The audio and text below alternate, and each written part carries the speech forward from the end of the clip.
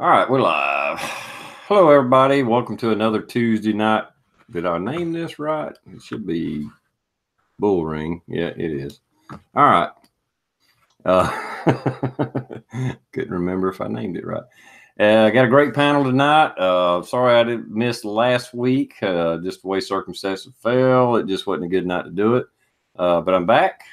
I'm trying to be consistent. I know I'm screwing up here lately, here and there, but doing my best.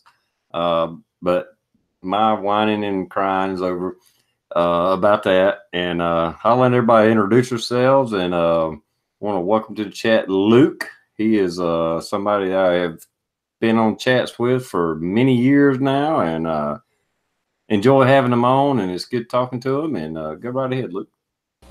Well, first and foremost, thanks for having me on. As you know, I've been trying to, catch up to the number of chats that you've been involved in, let alone held. And if you can't remember what you've titled a particular show, after 6,000 or so, sir, I forgive you. So anyway, Luke Banner, ladies and gentlemen, nice to be here. Great having you on here. Daniel, would you like to do an intro? Oh, hey, thanks, TR, Luke, Rick. Everybody in the side chat, you know who I am and you know why I'm here. I'm just riding on their coattails. And thank you. Well, they ain't very high, so ain't much you hanging on there, but hell, it's okay. Rick, is your six covered? Hopefully Red October. There's Red October. You got to hear that. Thanks for the invite. Appreciate it. Love seeing you guys out there. It's nice talking to you guys again as well. And I think we're going to have some fun tonight. We got lots of unknown things to talk about, so they'll come popping up in our brain. There is a couple things out there that the guys were talking about, so maybe we'll get around to those as well. But thanks for showing up. Thanks for supporting TR. And let's get going. All right. Is there any hot topics anybody wants to bring up first? I got a few ideas of kind of paying attention. I've been working the last couple of days, so I'm a little out of the loop, but I try to stay up to speed on what's mainly going on. But anything in particular anybody wants to bring up first? Well, I got a couple topics that'd be nice to talk about. The just basically our First Amendment rights, with and then also talk about that shooting where I'm trying to remember where the town's called. Does anybody know offhand where the guy ended up getting arrested for it?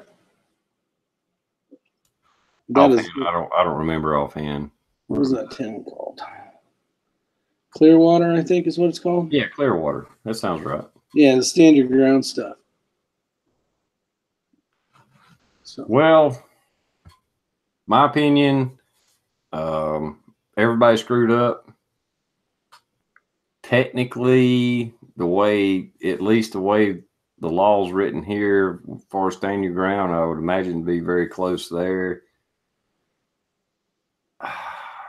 You get the wrong jury, they may prosecute, but technically by the law, I don't think they could prosecute him. I don't think he acted correctly. As somebody who does carry a gun, I carry legally. I got my concealed weapon permit. Once you strap that on, especially after you've been carrying it a while, you avoid all confrontations, period. And that guy started a confrontation. So, yeah, there's a problem there. But the guy coming out and assaulting him that was much bigger than him, where you get your gray area. Is it gray? Is it black and white? It's definitely, I don't really think it's black and white, but at the same time, by the letter of the law, I think he's within his rights. Did he overreact? Probably so. But that's just my 2 cents. I'm gonna. Here's my thing, and I look at this maybe as a Canadian, law enforcement. Maybe we'll look at it from a couple different angles. I look at it something like a Second Amendment right. You know, we don't have that up in Canada, but you guys have it down there, right? And certainly, I understand the whole all the parameters of it. What I'm saying is, I think that there's a great responsibility when you strap that on. You know what I mean, to that degree, because you're now that much closer to being in a position to use force, right? You have that choice, and certainly you now are armed to do that if necessary.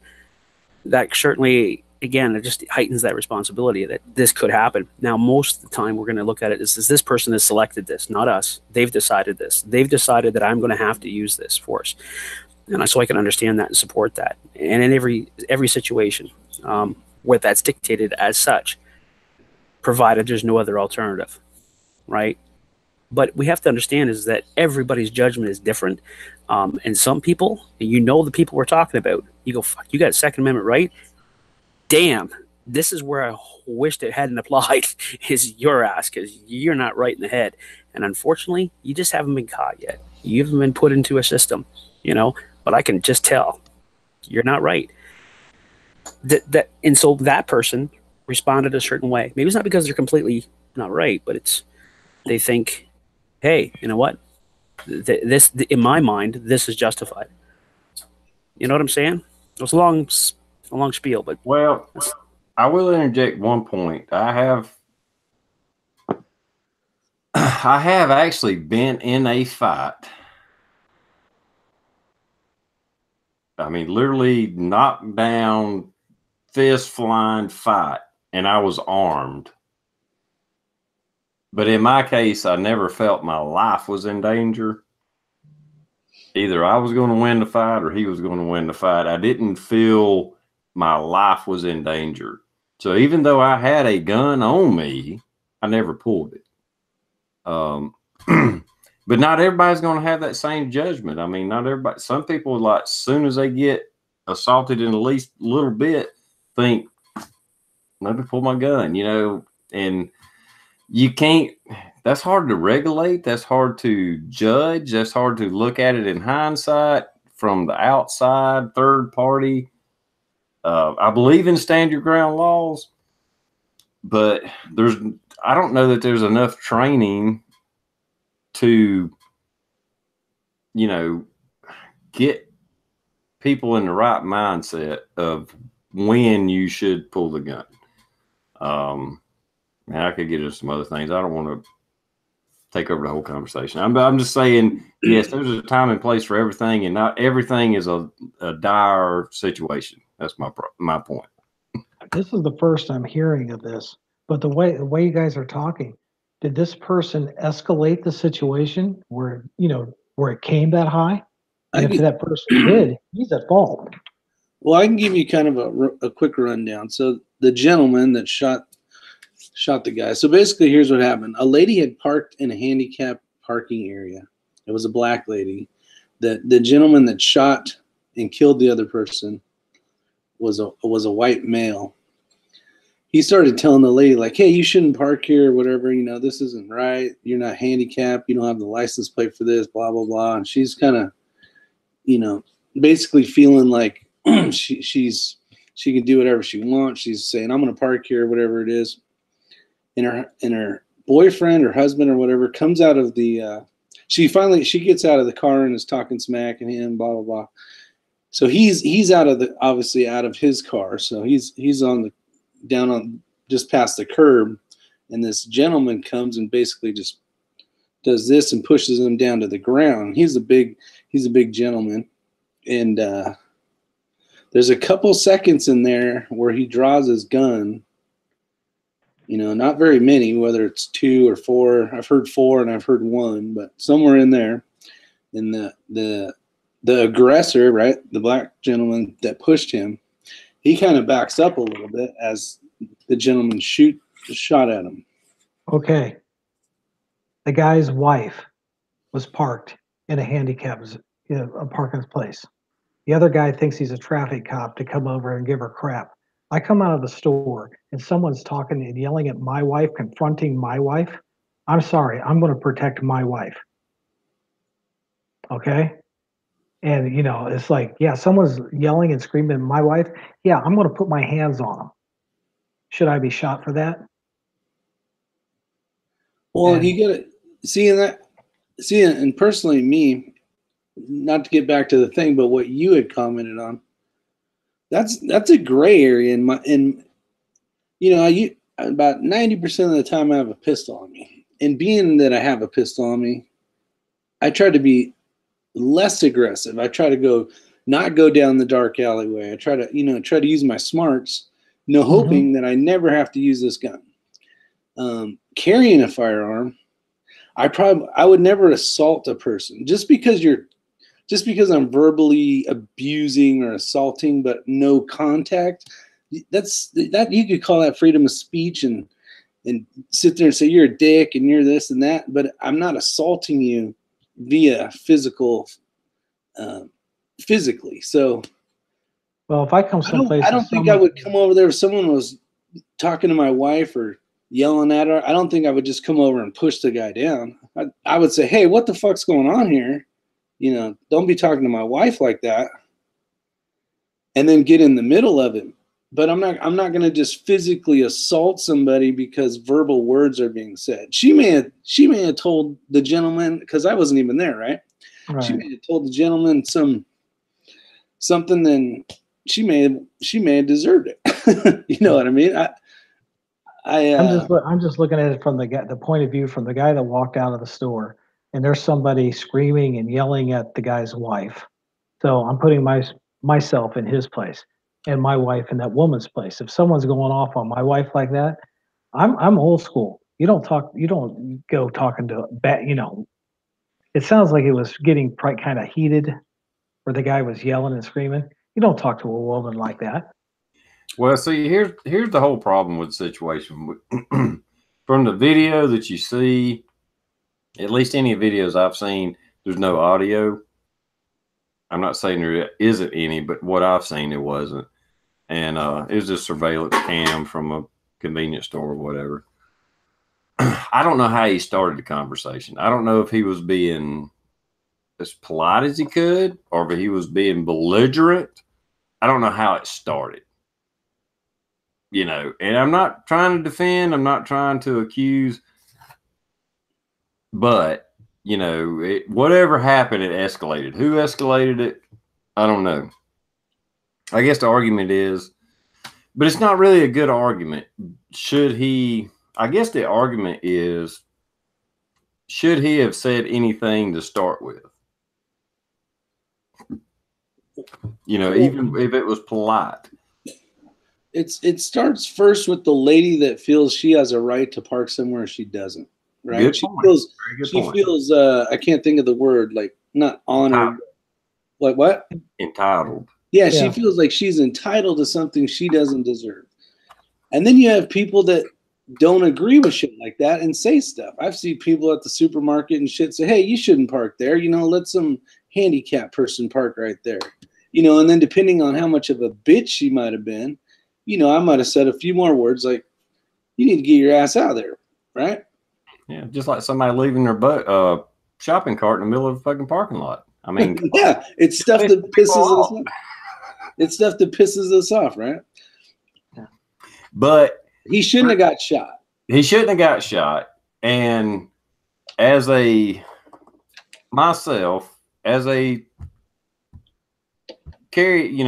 who carries a gun, depending on the situation, a lot of times, because there's a lot of comments on how the guy pushed him down and he took another step to him and like he was going to continue to beat the hell out of him or start to beat the hell out of him.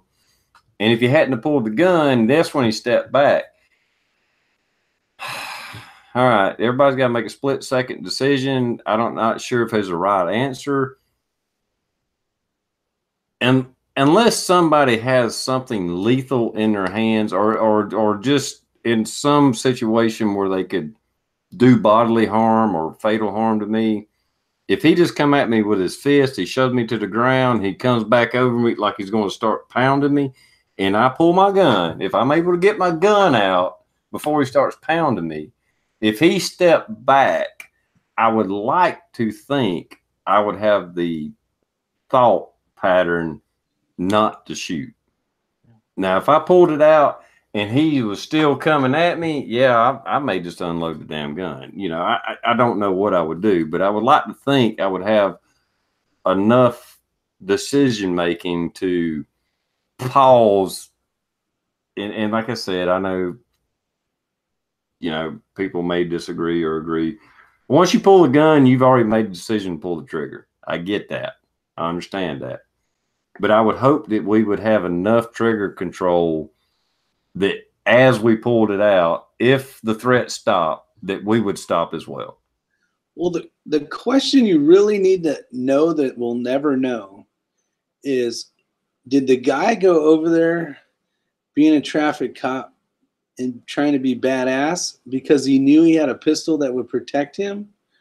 That is a key important. I think the problem that we all have with YouTube channels is we do a lot of shooting, but we don't really get into why what would be a good or a bad shoot, right? And training ourselves not to. Now, if the guy pushed you and you were badass enough to draw mid-air and fucking shoot his ass 3 times or 5 times before you even hit the ground, I think that would have been justifiable freaking, because but when you're on the ground and that guy's backing up, you have time. And one of the comments on Bald and Curious is he just did a video on this. One of the commenters, and I don't know who it was, if it was one of you guys, I'm sorry, but they said that you're supposed to focus on the front sight, right? And your target should be blurry. And that's basically what we teach people to do, or to try to do as we're shooting. And when you think of it that way, you may not see that blur coming in or out. You're focusing on your front sights, and you have the blur in the background, and you're aiming, center chest, and you're basically you're focused into that. So you're not looking at everything going on. You're not, your adrenaline probably just ramped way up. Your pulse rate went way up. Everything kind of slowed down, but as you're doing that. But did he go with the intention of, I'm a badass because I have a gun? If that is the case, he should definitely go to jail. And he's probably going to go to jail. I don't think it's a good shoot. I think well, this is a big part of what you just said it right there. That's a really good point. Do we have audio or don't we? I mean, there's the other factor. What I'm suggesting is that it's really going to come down to is when his ass hit the ground, right? The time it took him to process whether or not this gentleman was a threat or not. Because you're talking about the end of the sight, but if he hasn't have that firearm unholstered yet, there's still judgment happening. If the guy was already backing up when he was actually presenting, he's going to jail, right? I'm sorry. After he had pulled the gun. The guy was he was more standing and pulling up his shorts or something, like his pants or shorts, can't remember. But he basically did this. The guy falls, and he kind of does the old pants thing. He wasn't so much being aggressive, but he wasn't backing up. And then you could see him pull his firearm, and then as the bad guy kind of saw the pistol, he kind of was like, "Oh fuck," he was, and then he was arching back, like anybody. I'm wondering if this whole thing started when that guy who shot him, the guy who had the gun, when he leaves the house, is he feeling empowered now because he has the gun to go out and straighten up everything that he sees wrong? Because that's the wrong attitude to have. Because in the end, a guy died because of a parking spot.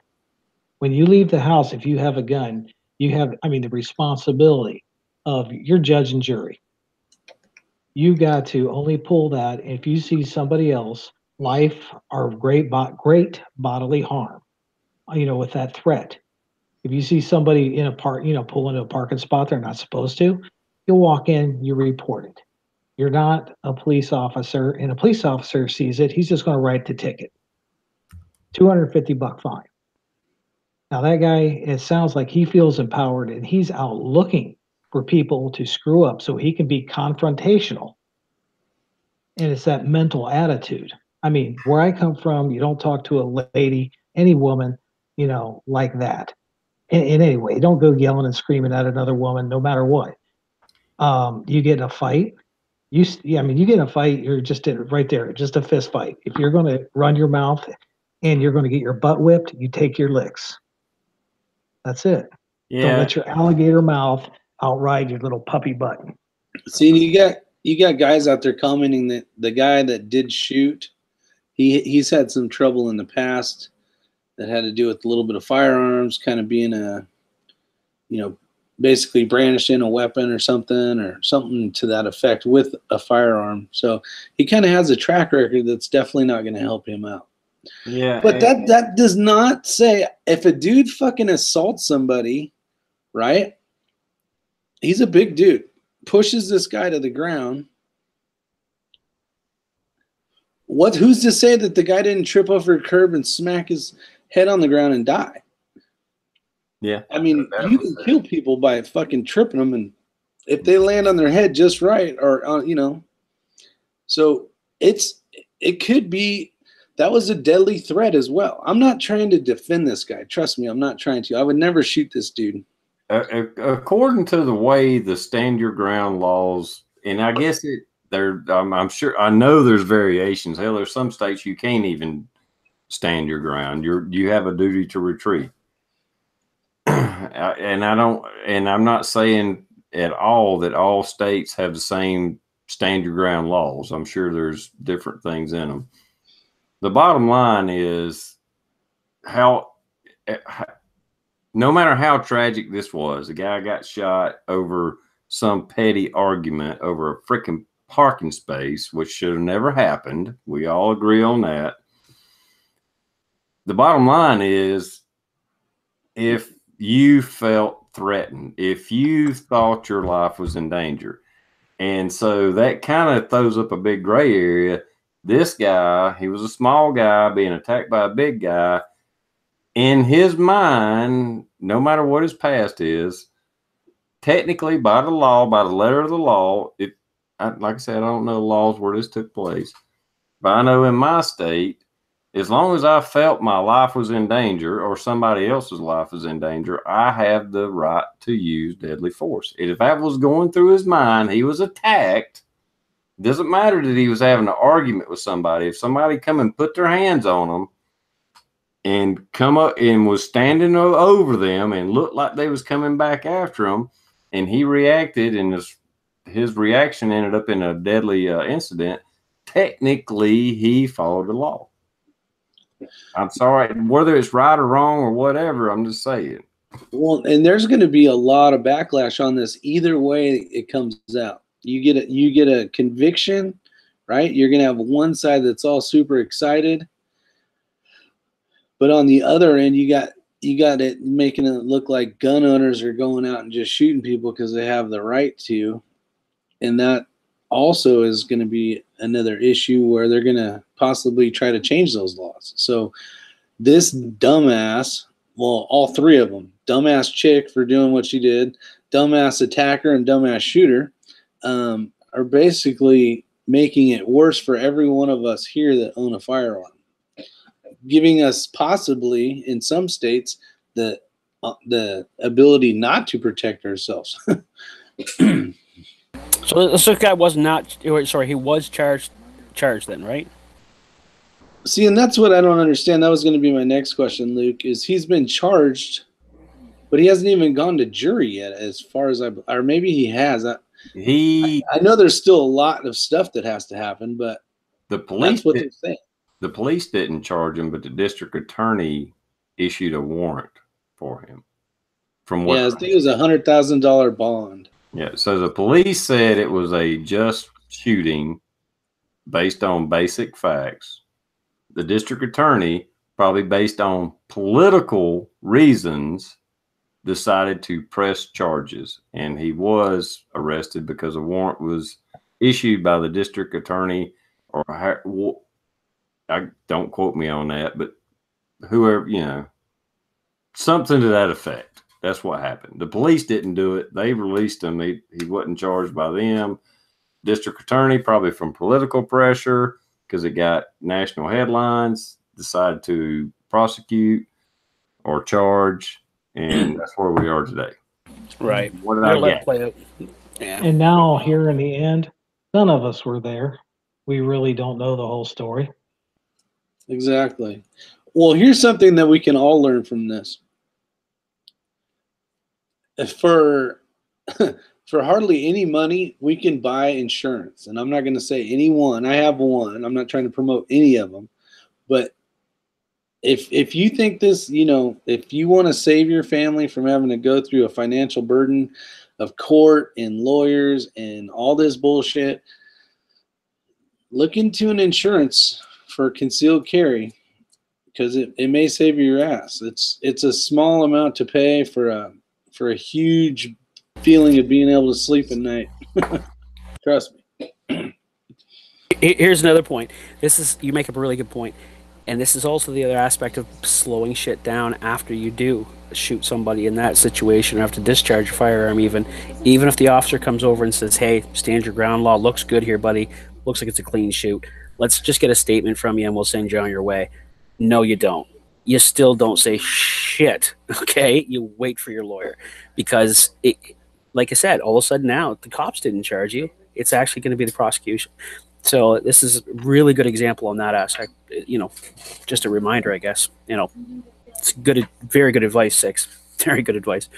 Well, I'm sure, and I'm sorry, sometimes I do videos and I do a few and I'm working and I don't get to comment and see all the comments and stuff. So I apologize for that.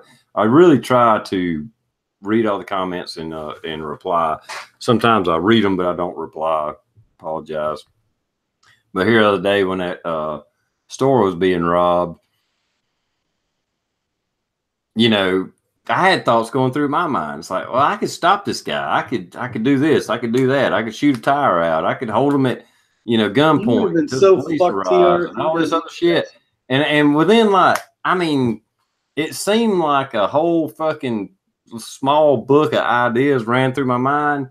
But within a second or two, I was like, it's just a few $100s worth of shit. Fuck that. It ain't my fight. Nobody's getting hurt. Nobody's being threatened. And, and I just walked away, but it still upset me that it happened. But it was like, I had all these thoughts. It's like, I can stop this guy. And it's like, it's just shit. It's just stuff. You got to quit watching reruns of TJ Hooker. And I never did anything threatening. I just had some, shit went through my mind and I was like, okay, stop. It's just let it go. It's no big deal. It'd been different if the guy had a gun, was robbing, pointing it and threatening to kill people and stuff like that. But he didn't do that. He just ran out the door with some shit. And there's like 3 or 4 of us ran out the door behind him, a little bit behind him. And we all kind of stopped and froze at the door of the parking lot, into the parking lot. And we watched him load the shit in the truck. But we were all like, we should react. But at the same time, it's a few $100s worth of shit. It's not worth escalating the situation. And we just let it go. Fuck it. Let it go. See, and here's a good reason to carry a concealed carry gun that's more expensive than you'll ever want to lose.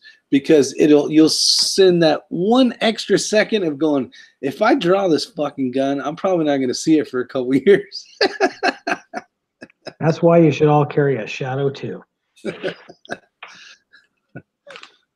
Yeah, that's right. You can always look at that both ways, right? You're a real expensive one, so you don't ever want to pull it. Yeah, that's right, man. Do I really want to shoot this guy? Yeah, exactly. That's why you carry a CZ as backup, so you can just chuck it under the body. I didn't just say that. Anyway, hey, a Glock. No, I'm glad you didn't do shit, TR. I was watching your video when you first put it out, and I'm like, oh my god, I would have to go pick his dumb ass out of jail. I mean, I guess you got it on you now. I might have made it sound more dramatic when I was doing the video because it was fresh in my mind, and I was upset with myself for not doing anything. But I was trying to come to terms that, no, you did the right thing. There was no reason to escalate. Because if I did pull my gun, or if I did go, say I didn't even pull my gun, but just went and tried to tackle the guy, who's to say he wasn't armed and shot my ass? Or And it was two of them, a guy driving the truck and a guy that was stole the shit.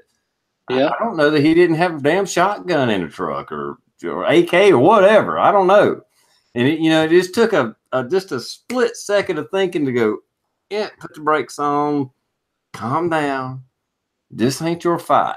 Nobody's being hurt. Nobody's being threatened. Walk away. Now, if you want, you can always keep like a pissed off raccoon in a knapsack and just keep it in your pocket. And then, like, when shit happens like that, you just fucking throw that bag in that car and run the fuck away. And even better. If house you know anybody's got an old Tomcat, you just take that around with you and throw that at them. That's right. But if you see a weapon, somebody on the opposing side, if they have a weapon, okay, that's a no-brainer. If there's no weapon out and displayed, you do not escalate it by pulling a weapon. Yep. Exactly. It's look, the reality is that I think that I guess the way I've always looked at it is it's almost like I wish I had a gun, and that's the moment that you should be drawing it. You know what I mean? There it is. And it's not so much because you want to stop this particular thing that like TR is talking about, but this is where I need this. You know what I mean? This is a need, it's a necessity. And I'm not even suggesting that you need to see the gun. If the person is reaching into their coat, you know what I mean, coming towards you saying you're gonna fucking die, I don't need to see the hand come out. He's already decided that for me, right? Words, acts, gestures, right? These are the definitions of assault here in Canada under criminal law. Words, acts, and gestures. So this is when you can actually look at it and see, now, are these grievous and bodily harm, you know what I mean, is going to be following this? Well, then you can justify it. Again, articulation is everything when you get into a courtroom, right? And this is why it's important to wait for your lawyer, so you can articulate this correctly, and they can help you with that articulation, especially if there's video.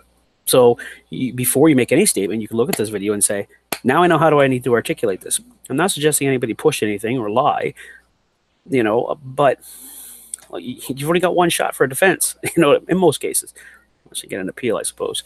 But the point is, you're right. Most people are untrained. Most people will never even think twice about it in a day. But if they have to be faced with that, who's to say any of us are going to make that right choice? It's that pause, that little pause, that can make the difference. Well, and see, that's the problem. Well, I won't say that's the problem, but most people don't train. I can't say that I train enough, but I've shot a lot. I've kind of in the. You need to come out with me. I know I do. I really do. It's on my mind. Trust me. But even with the requirements to get a concealed weapon permit in South Carolina, I know every state's different. No matter if it's 8 or 16 hours of training, I don't give a damn if it was a week. They're not going to really teach everybody how to react. They can preach it all they want, but you're not going to. Every person's different. Every person's going to react different. I thought the training, I don't want to piss everybody off and think, well, my Constitution is my Second Amendment. And yeah, I agree with you. I really do. I do agree with you. But I do think it is very valuable information that you learn by going through the classes to learn the laws of your state, because every state is different. Every freaking state is different. The difference between North Carolina and South Carolina, I only live like 20 minutes from Rick. The gun laws in North Carolina are totally different than South Carolina. There's a lot of them that's similar, but there's a lot of them that's different. And if you don't know your laws, I hate to say it, know your limitations, but there it is. Bottom line, it don't matter where I'm at. If it's my life or a loved one, I would do what I have to do regardless of the law. But if you're going to step into danger to protect somebody else that's not a loved one, it might be a good idea to have that information in the back of your mind before you go to jail and escalate a situation I don't know. God, holy crap. That's a damn rabbit hole you opened up. Rick, it's all your fault. I'm kicking you off the chat. Here, look, you come across those people all the time, and it's hard to argue with them, right? They sit there and go, well, is that right, Frank? I said, well, I'll tell you what, Frank, before you start gumming off over there, I'm going to put a snub nose 38 in Margaret's purse every second of the day to make sure that she comes home at night. And if that's fact is we're going to have to go into a courtroom, then by God, I'll get the money for it, and I'll put another mortgage on the house if we have to.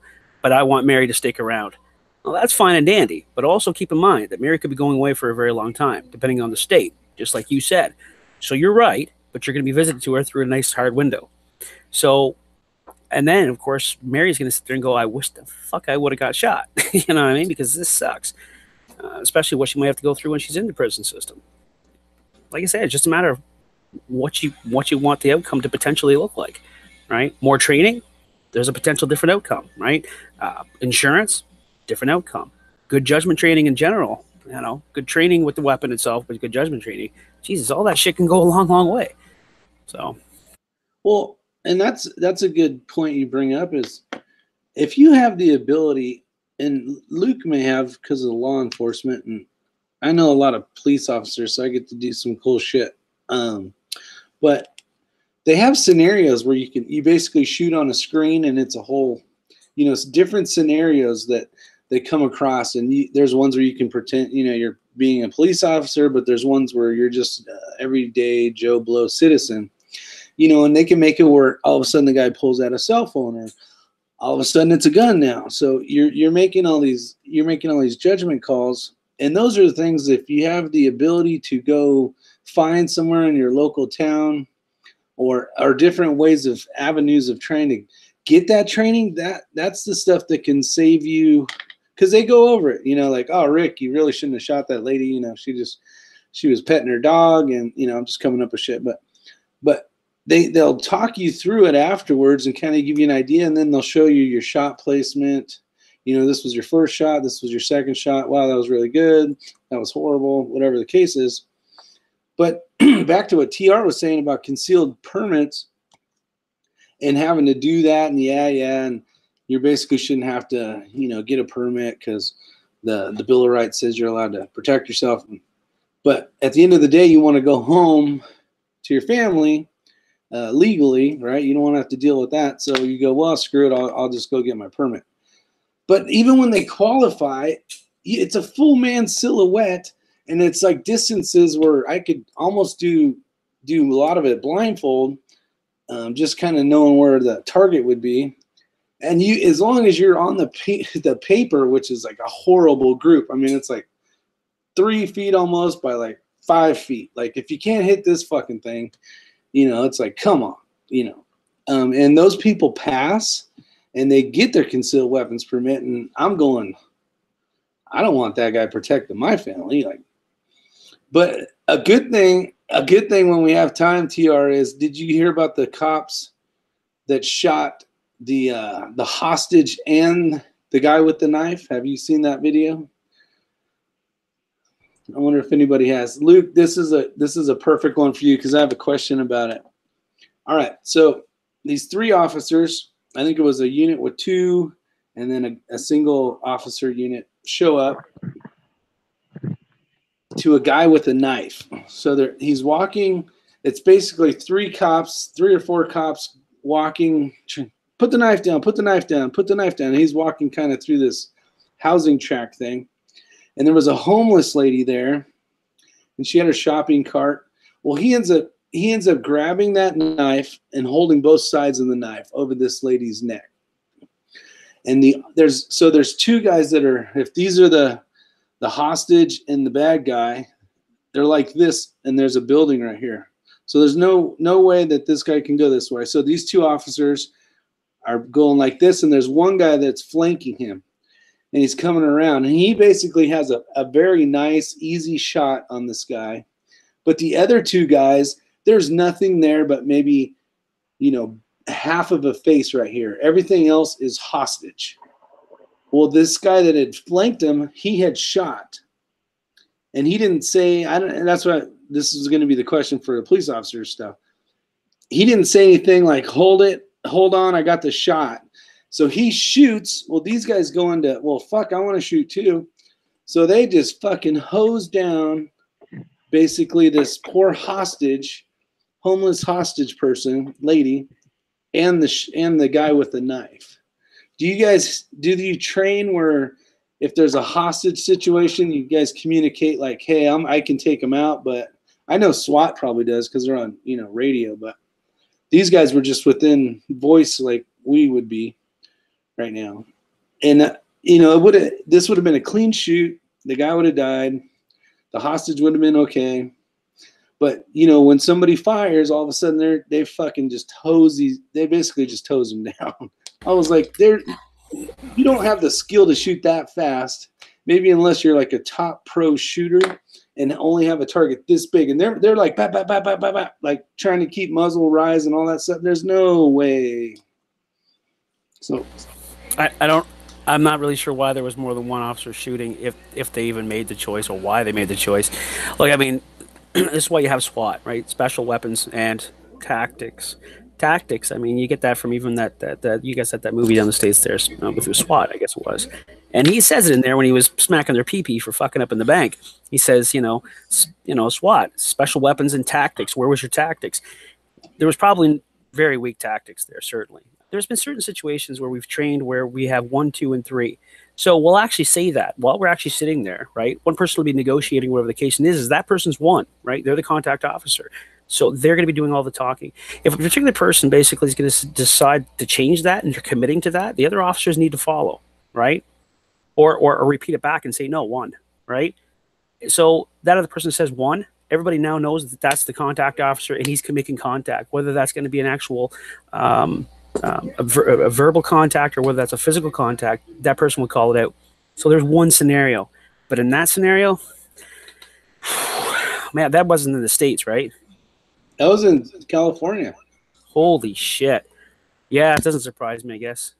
LA's there too, right? Anyway, I don't know. We see some shit up here. It might have been in LA or somewhere over there. Could be. I don't know, man. That's just so bad.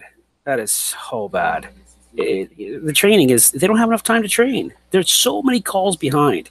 They're overworked in that sense. But at the same instance, they're not giving much discretion, because what happens is every time you lay a ticket, right, every time you lay a charge, that means your ass is coming off that road potentially for the citation if they fight it, right? So there's that. So maybe 20% of the time, right, if they do. But when you lay a conviction, there's a good chance that your ass is coming off the road for a little bit to either write the report or to whatever. So is there more discretion being placed? You know what I mean? Do they have enough resources to actually say, well, we're going to divert this somehow? Or can they? Maybe they don't have a choice. Maybe the laws are written a certain way. So there's so many different things that is the reason why we have the society that we have. So, yeah, in that case, I don't know if I answered the question. But see, in TC Corner, he brings up a great point is, yes, should have shot before he got near her. See, and that's the problem with the peace officers today is they're freaking scared to shoot because they know they're going to be on some damn channel somewhere showing them shooting a guy that only had he only had a knife, and then all of a sudden they're the bad guys. So it's like you can't win if you're a police officer. It sucks. Right. They have to do shit like that. Yeah, you're right. But here's the other problem. What did they do? They keep saying the same thing over and over again. They come up there and go, drop the knife, drop the knife, drop. After the third time, I'm pretty sure that's not working. Switch it up. Try something different maybe, right? They don't teach them de-escalation. They really don't. Nobody was de-escalating that, not even by a long shot if that's all they kept screaming at the guy, right? So they need to try a different tactic. Well, and they could have tased him at the time if I don't know if they had tasers or spray or any of that shit, but may have been safer. But before he got to the lady, TC's saying that he had already injured someone else with that knife earlier. Yeah, you do see a lot of situations where police seem to escalate a situation more than they de-escalate it. I'm not bashing cops by no means, but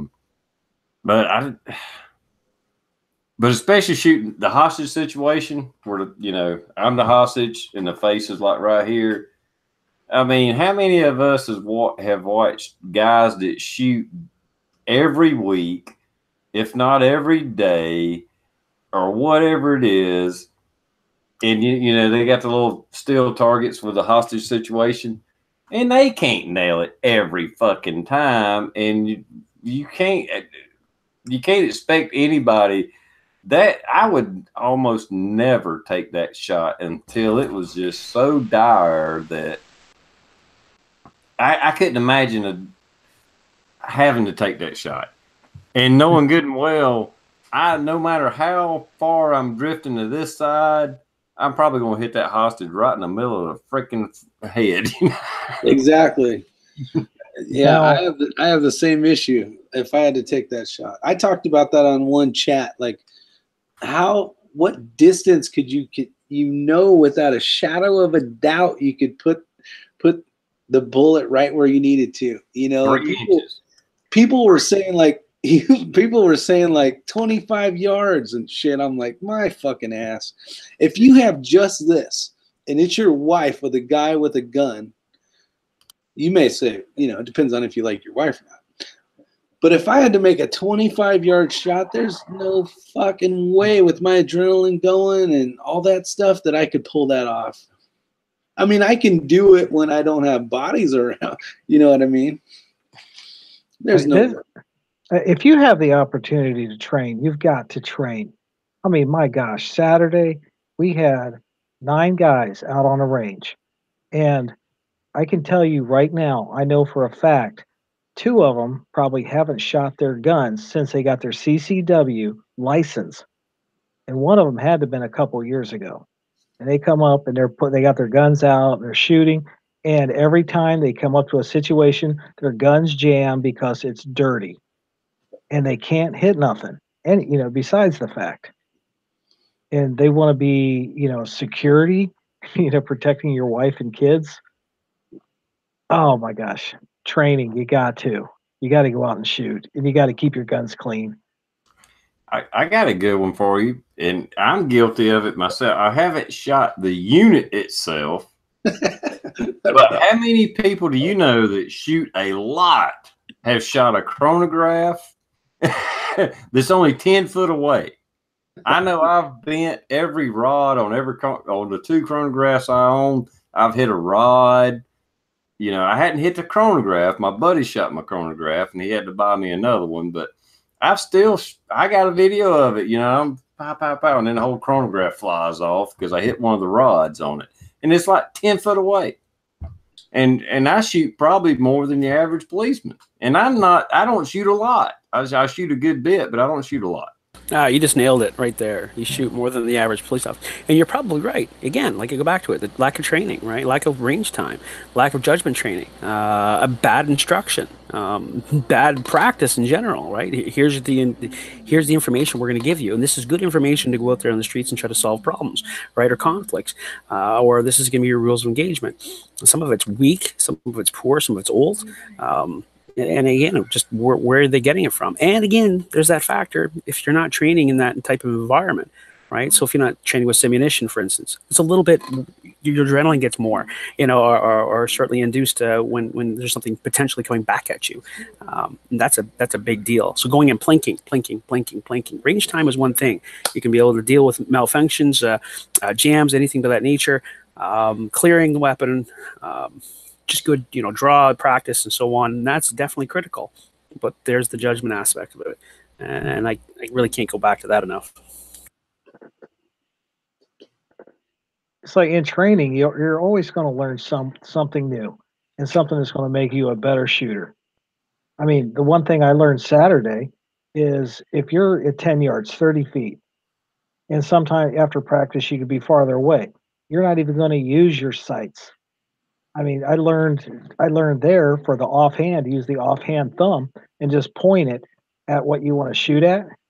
And oh my gosh, I'm doing double taps and headshots, series of 3s, and it's like, you just can't miss. And there's not even anything looking at the sights.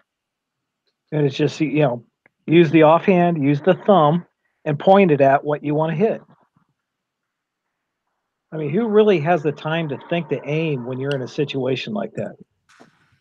Yeah, I agree. I point shoot. Almost all my shooting is point shooting, and that's why sometimes it takes me a few minutes to, if I start shooting, it takes me a minute or two to get back in the groove of hitting a target every time. And even when I'm hitting a target every time, we're talking a group like this, maybe, as long as I'm hitting 8-inch plate or something,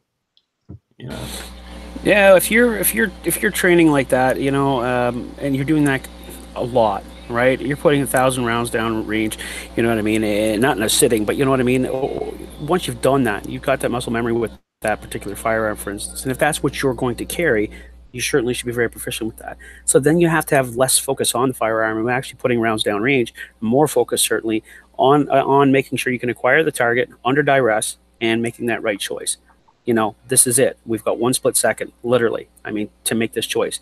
This is because it's the next 2 years of your life, or the next 25 years of your life, or it's the end of your life. And there's a bit of luck involved, right? There really is, especially if they've got a gun. There's definitely a bit of luck involved. So get yourself a bit more lucky by improving your odds. So if you're looking at odds, well, really it's 50-50 if the person's practiced just as much as you, and you both have the same kind of mindset, but you don't know that. So increase your odds by training more. Like I said, there's always those people out there. It's never going to happen. It's never going to happen. And that's going to make a good news story. And you can train every day. The problem is probably everybody on here right now, on the side chat, we're good people. The bad people, they already know when they're going to attack you. So they're already ahead of the game. So now you have to have a faster draw, and it may not be the time to draw. If you're already got a gun in your forehead and you go to draw, you're going to get shot. But there might be a chance where there might be an opening where you can distract them or do something. And then you need to practice a quick draw, and you might be able to. So you're already behind the power curve, knowing that the attacker knows when he's going to attack you and you don't. So think of it that way. I'm sure you guys have seen videos or maybe even done practices or training where somebody with a knife, that if they decide to come after you within 20 foot, there's a good chance, even with you armed, that you can't pull your gun and stop them in time. Two-wheeler drill, yeah. Yeah, 21 feet. 21, yeah, 20. We practice 25 up here, and it's because they've said that it can still be done at 25. Especially if you're a hesitant person, like if you're in Canada and we worry about SIU, so you might hesitate.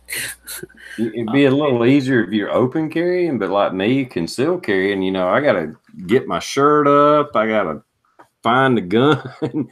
I'm not saying I'm really crappy at it, but at the same time, within a second or two, that's a lot to do. You got some of the videos I watched here lately, it was more about you really need to use your offhand to, try to defend yourself as you're pulling the gun out. If you just concentrate on pulling the gun out, you're dead. You're stabbed, period. Well, again, I think that if you can, again, being tactical with it, you should be aware of your surroundings. I know some people are going to go, well, I don't think that way. I don't think there's going to be an attack happening at every corner. Yeah, no, I get that. But again, just practicing some good situational awareness, understanding that, hey, I don't like the situation, or that guy there's, has the potential, or, hey, it looks like he's actually printing, so that guy's carrying, he looks like an idiot and he's arguing with somebody else.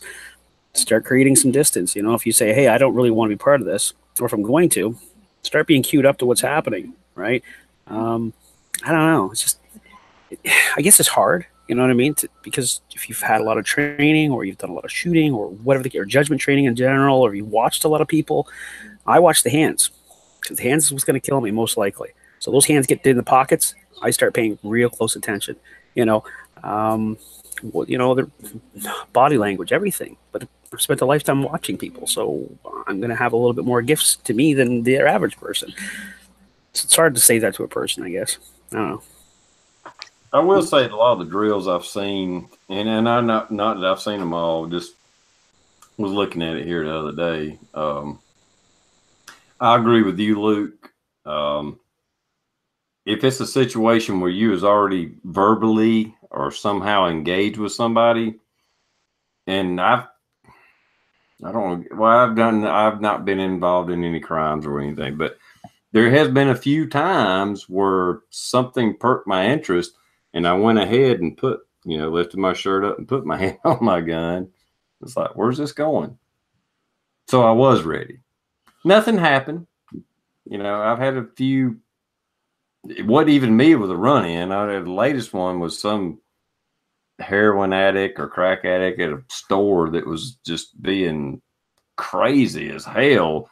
And then he started reaching into a case or a satchel or something he had.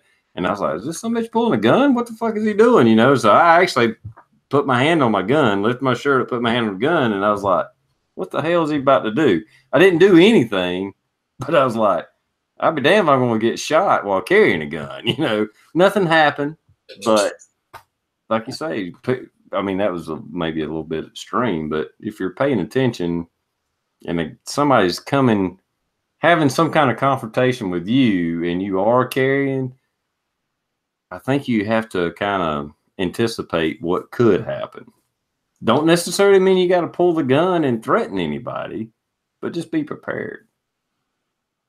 Yeah, I think it is his judgment, though, right? I mean, if the guy is stomping at you and he's 40 feet out or whatever the case is, he's 40 feet off, he's stomping towards you, you know what I mean? He's reaching into his thing, sitting there going, I'm about to kick your white ass or whatever the case is, and he's walking at you, and what the fuck, this guy is actually twice the size of me. He's walking I can't see his hands. At this particular point, before he even gets to the 30 feet, hell yeah, I'm out brandishing. I got the freaking half ready. Here we go. You know what I mean? Buddy, you need to stop right where you are. Put those hands out where I can see them. I don't want this. And meanwhile, I'm trying to get backwards. I'm taking a step backwards, right? Just to see if I can gain some ground, right? To give me a little bit more chance to actually make that split-second decision. But that's how I think. Maybe that's how Rick thinks. Maybe that's how Daniel thinks. Maybe that's how TR thinks. Probably, That's what attracts all us here. It's not because of Rick's hair. Well, it is partially. I just got a haircut this morning. I noticed that. It's nice. I put a bunch of shit in it, but yeah, keep the fire away from there. Yeah, it's all. This is my extra. I can be like a rhino and poke somebody's eye out with this shit. A couple of weeks ago, I was at I stopped in a local gas station to get a pack of smokes, and I'm in there, and there was about six customers. And one of these customers just kept hanging in the back, and he'd only start to walk up to the front when the number count in the store got down to maybe 2 or 3 customers. And I picked up on it. It just seemed a little odd. Then someone else would come in, and then he would go to the far end of the place again. And I'm about 2 people are in front of me, waiting in line. And this one young girl, she's behind me. I let her go on ahead of me because I'm keeping an eye on this guy. And he's out the back looking at one Slim Jim, reading the ingredients on popcorn or something. But he's just, acting in the back weird, like he's waiting for the numbers to thin out. And I get up there and I do my thing, and I look at the girl in the register, and she goes, "Yeah, I'm watching him." It's like, okay, well, I'm going to be right outside the door, and I'm not leaving until that guy's gone. And well, I got to where that one guy, he was the only customer left inside the gas station. And he started looking around outside in the parking lot, and I said, "Yeah, this ain't cool." I had my spare mag, and I just put it right up there on the dash in front of my steering wheel, and just like I'm looking at it, and I made direct eye contact with the guy. Well, then he went up to the counter, paid for his stuff, and he left. And the wife's going, "Well, you're just getting paranoid." The next day, a guy got carjacked, and they stopped at that same gas station, and the victim got on the phone and got the police to meet them there at the gas station because he had to get gas. And it's like, yeah, I mean, these gas stations along major highways, they're prime targets. Now, was I right to display my mag there? I don't know. But I'm not going to leave that place while I got that weird feeling going on. And the girl behind the counter at the cash register, she's like pretty uneasy about the whole situation too. Yeah, it's a decision to make, right? I mean, it's a couple points there you made. First off, don't go to places that you think are bad. Some places are inevitable, right? If it's along a long freaking interstate, you're going to have to stop at some of these places. But again, don't move into these places. Don't live in these places. Try not to work in these places. Do what you can, right? There's first line of defense. But moreover, I'm sure that lady probably appreciated it, right? And that's it. You certainly self-selected to intervene, right? Now, this was luckily that this is all it took. But what if he would have escalated it? What would your next choice have been, right? Would you be righteous in that? Probably would have been, right? How would it have? What would the outcome have been? If it was a really negative outcome, you certainly could have went back in time and said hindsight's 2020, like we do at times. It said, well, yeah, you know what? That was a choice I made, and I would do it again, right? Or no, maybe I would have did something differently. These are the things to think about. And this is especially when you got time too, I suppose, right? Yeah. Sometimes you don't. This just came to the situation. It's like, okay, I don't have to leave the premises, but I can go outside the door, the only way that's in and out for that guy, and just display, just to let him know there's a guy with a gun outside the door. I'm trying to give him the message: don't try nothing. Well, you can't go to jail for brandishing a magazine in most states anyway. You don't brandish a 15-round magazine in some states. The hell, the more I think about it, the more we're talking, it sounds like I live in a damn crime-ridden place, and I don't. But I had a similar situation where I went into this little store late at night, right before closing, like 10:30. They closed at 11. And there was a guy in there, and he was acting weird. Same situation, acting really weird. And there was a poor girl behind the counter, probably not 20 years old. Mm-hmm. And I could just tell by the body language of this guy that he was up to no good. Nothing happened, but I just hung around. And I just went over and started talking to the cashier. And because I knew, I was like, because it was me, this guy, the cashier, and his driver. I seen the car. He parked, like, even the way he parked right in front of the front door so the guy could run out and jump in the car. It's like, yeah, there's some shit about to go down here. So I just hung around. And I'm lucky. This is an open carry state. So all I got to do, it's not brandishing unless I pull the gun out. Yeah, well, I didn't show a gun or anything in my situation. I just hung around because I'm sure he was looking for no witnesses, no confrontation kind of thing. I hung around a few minutes and he just left. I didn't say anything. I didn't, do anything other than just hang out in the store. It's like, I'm not leaving this poor girl in here with this guy. I don't know what his intentions are. It might not be nothing, but it was pretty obvious that it was ill intent. And I just kind of hung around, and he left. But what if it was Dad? You know what I mean? And Uncle George there just had to drive him up because they already got into the bottle. He's acting a little funny because he's half drunk and he's a little pissed off that he's got to pick up little Rachel from work, and he's sitting there going, "Fucking Jesus, get out, old man! I'm just trying to pick up my daughter, so we get the hell out of it." Well, it could have been, but like I said, I didn't do anything threatening. I didn't make any comments toward him. I didn't do anything. I just hung out. Yeah. No, just kidding. But moreover, that's it. Presence, right? I mean, most people don't like an audience. So, I mean, this is where it starts with being a good witness, right? Noticing things, writing down a license plate if you're in a position to do that at least. So if something does go sideways and the person gets away, you're shot and the other person's shot, maybe you can catch the fucking guy, right? Little things like that, or just making a presence, staying around a little longer, right? Get on the phone. Calling somebody, maybe just even on the phone, looks like you're on the phone with somebody. That's enough of a deterrent. Going, fuck, jig's up, because this guy's already paranoid as fuck, right? Because you don't know what he's thinking. So these are like, oh shit, he's on the phone with the cops. I'm out of here, and you just fucking stopped something that could have been terrible. Yeah. Well, just saying, why are the cops parked behind the station, anyways? Day olds. Sorry. Day olds, yeah. It's like, why are they? Just ask the clerk. Why is that one cop parked behind the gas station? Yeah, that'd be a good one. It is. I'm not even saying I stopped anything. And Daniel kind of understands what I'm talking about. You just kind of sense something is about to happen, and it could be bullshit. But trust your first instincts, and exactly. You don't have to be the hero.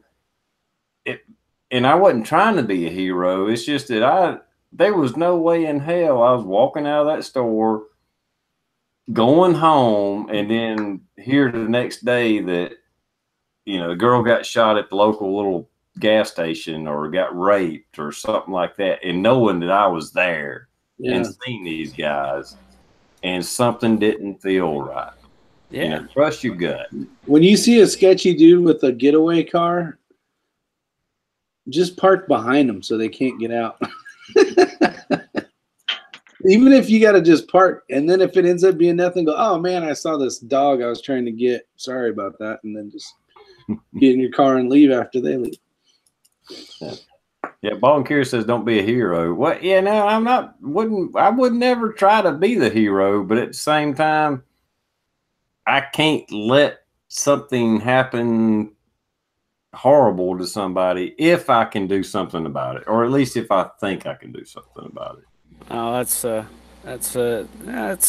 being a good citizen, being a good person. I mean, Jesus, that's being a good human being, right? Well, I mean, you were a policeman. Rick's a pretend fireman or some shit like that, so he like helps people kind of or something. Anyway, but I mean, how can you, in good conscience, you know, just let bad shit happen to people if you can do something about it? I'm not saying you should risk your life, but if I can make a difference, if I can help, I'm always going to help.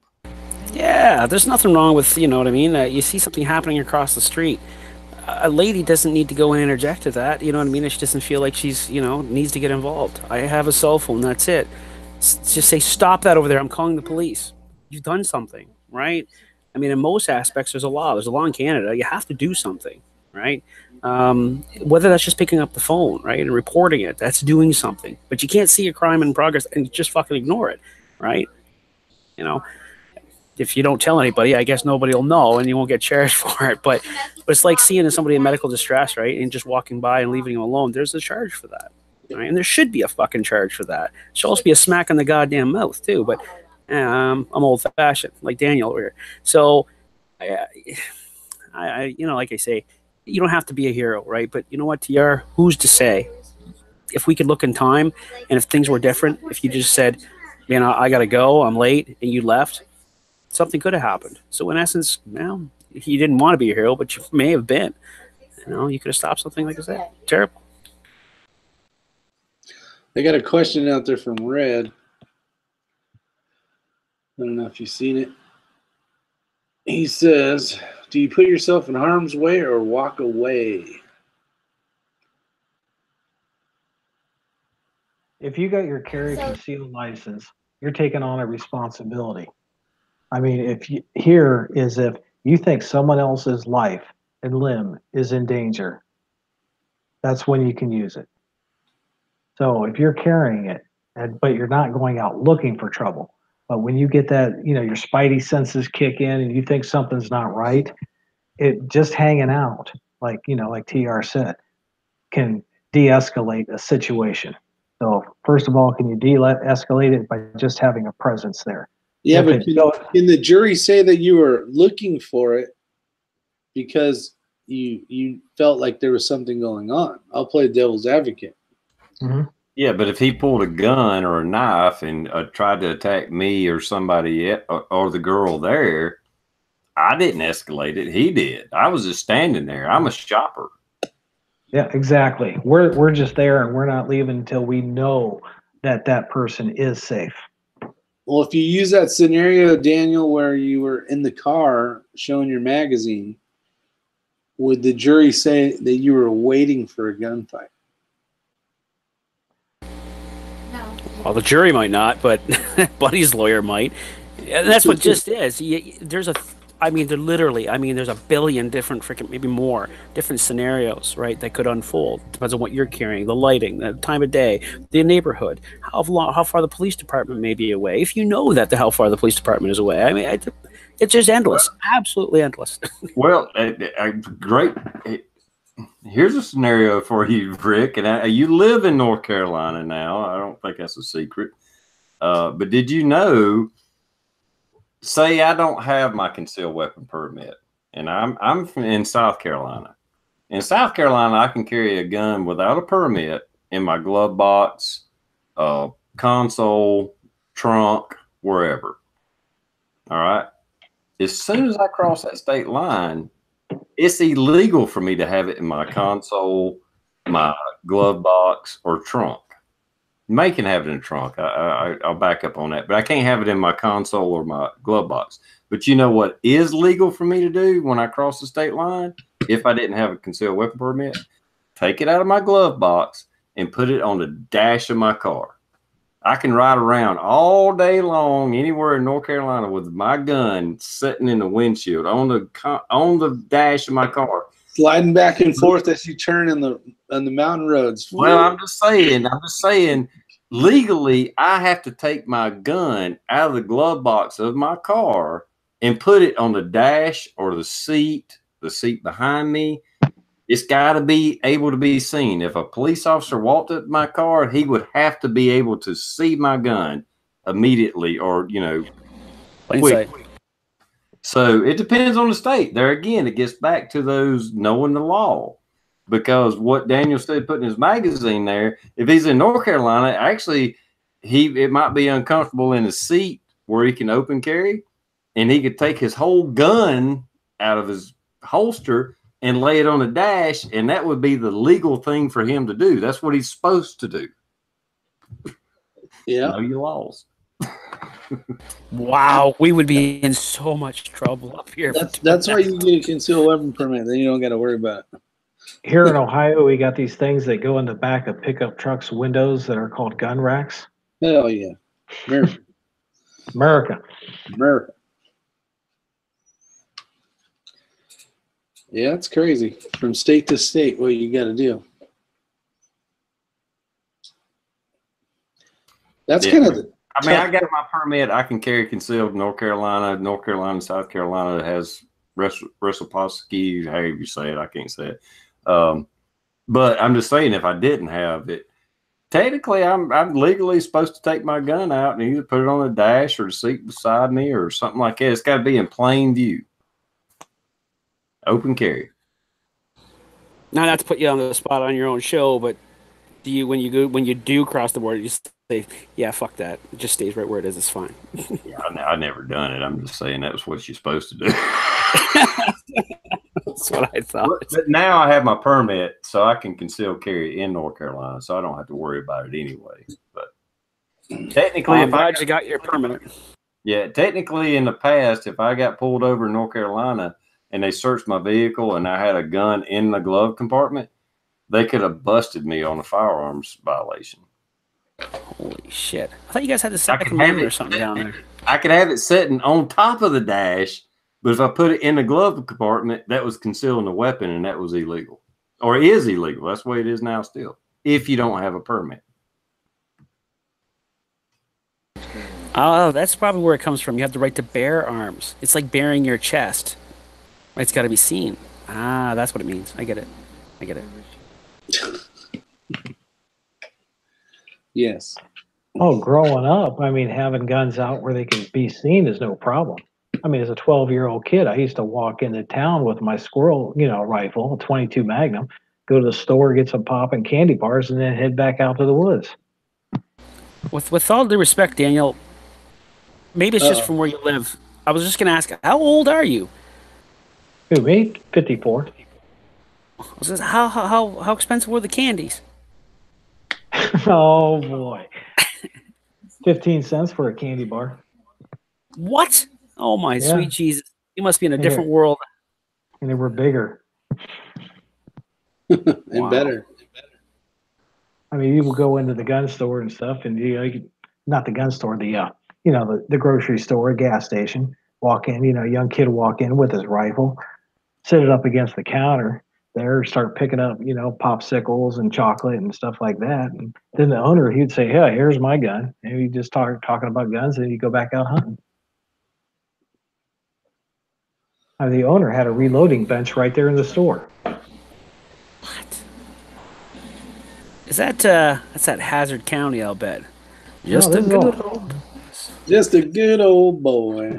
Just doing no wrong. Oh, well, he only do. What's weird is it appears to be more gun owners, but I'm not sure. I know when I was growing up, you could still buy guns, pistols, and rifles at Sears. We used to have Roses. They went out of business. They sold guns. Hardware stores sold guns. Actually, I don't know when they stopped it, but I wasn't aware of it at the time. But back in the 70s, when I was growing up, you could buy dynamite from the hardware store. Things have changed, but yeah, it wasn't a big deal to buy guns at about anywhere, seems like, back in the day. You could too. I mean, with 22s, right? I mean, back in the day, it was like that up here too, right? Chocolate bars certainly weren't 15 fucking cents, but anyway, you could certainly go into a store and you could buy, 22 cals or a 12 gauge or 20 or 10, 410s, and certainly, you could buy these things at most hardware stores. You know what I mean, along with knives and bullets and everything else you would need, right? But so yeah, things changed here certainly, just the same. So it was a lot more relaxed up here at one particular point, to a degree. Handguns have always been kind of, regulated, but there you go.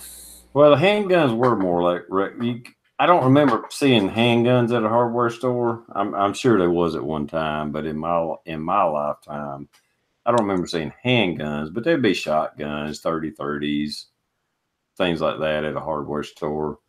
But like I said, Sears used to sell guns. I mean, they've sold them for a long, long time. Back in the old West, you could buy a mail order catalog from Sears. You could buy Thompson machine guns through Sears back in them days. Yeah, full auto. They called the ranch. Yeah, they were called ranch guns. Perfect ranch protection. What? Holy shit! Our Sears are all up here in Canada are closed now. Like they all closed. We had the Sears stores, catalogs and shit. They're gone.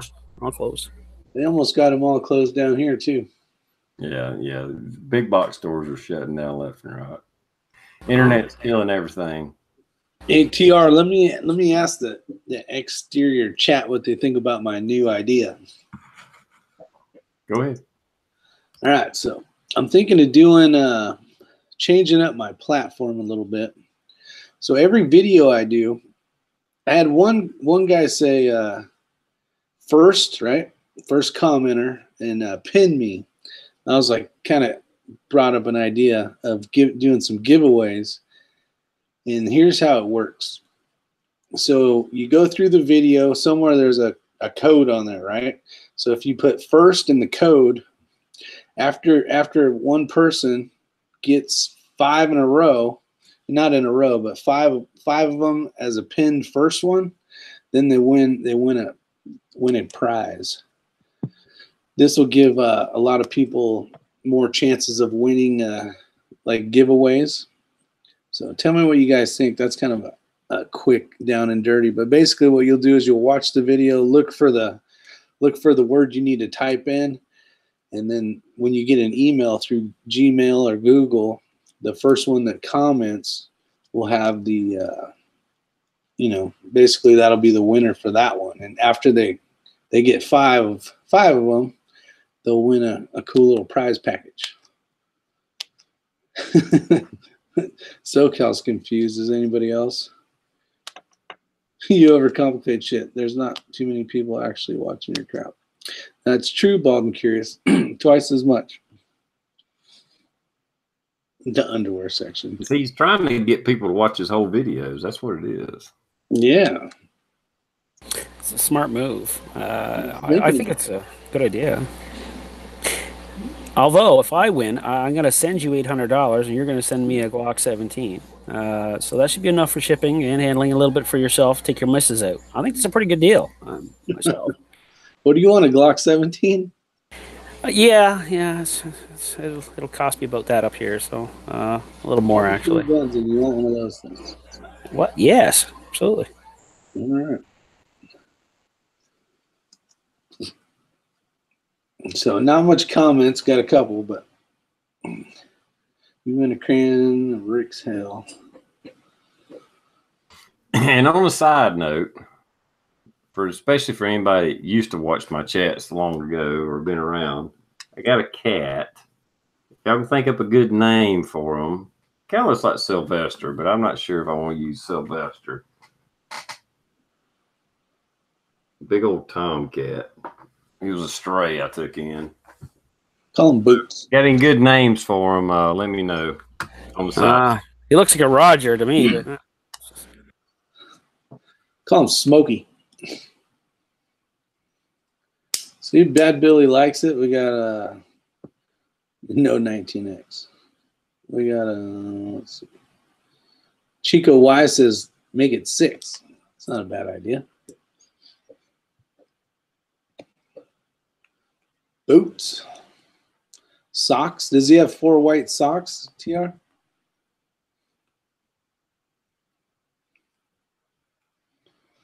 Yeah, but that was Clinton's cat. I can't name him Socks.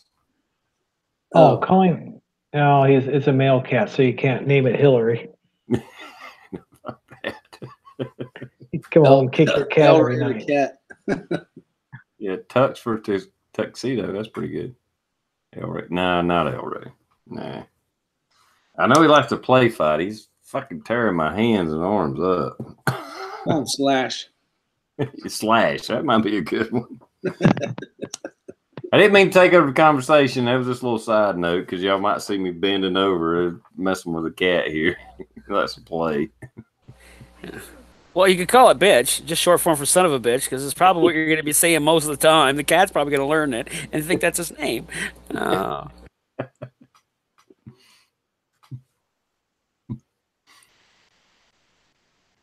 Or the cat's gonna think son of a bitch means get the fuck away from me. One or the other. Because every time you're dropping, I'm going son of a bitch.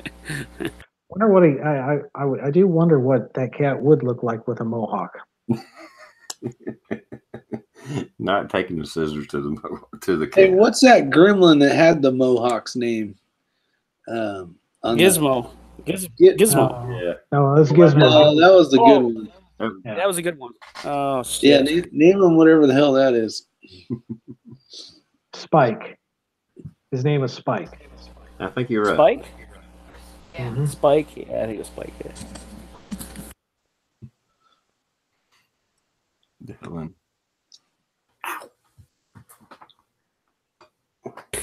Okay, calm down.